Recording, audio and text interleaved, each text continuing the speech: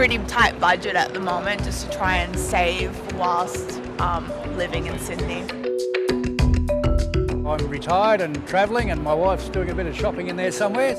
We've cut back, that's for sure. We had a Europe trip booked, but obviously can't afford that. Shopping strips are far from deserted, but not everyone can afford to spend. I walk across town to get some charity supplied food, and that's pretty much me for the next foreseeable future. Trying to make lunch instead of buying. We're on the pension, but we can manage okay. Not all cost of living crises are created equal. There's rising rents, increased food and energy prices, and soaring mortgage repayments. And some are being much harder hit than others. It very much depends on whether you've got kids or not, what your affluence level is, whether you've got a mortgage or not. Wade Tubman's team has crunched the numbers on how people are changing their habits using the actual payments data from 7 million Commonwealth Bank customers. We also have the ability to really dive into the sub-segments in there and tease out behaviours that, for example, aggregate or macroeconomic measures aren't able to pick up. And what it's picked up is a sharp divide in how much Australians are spending and the amount of financial pressure they're feeling. CommBank IQ has used the data to create a cost of living pressure score, which has been steadily rising since late last year.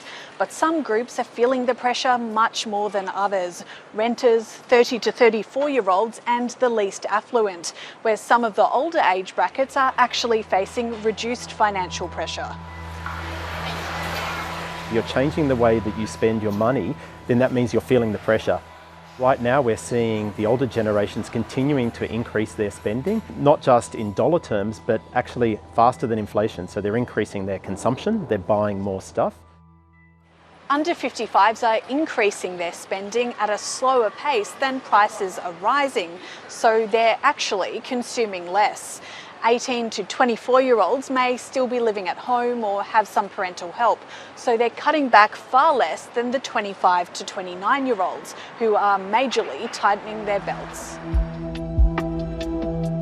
They're an age group likely facing rent hikes or taking on a new mortgage. I think that we're in for a massive hit to consumers over the next few months. That is a problem with just using interest rates as a lever to bring down inflation.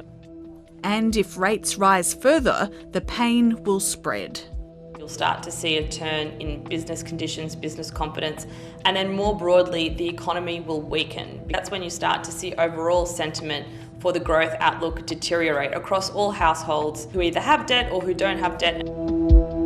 An economy on a narrow path to avoiding a recession.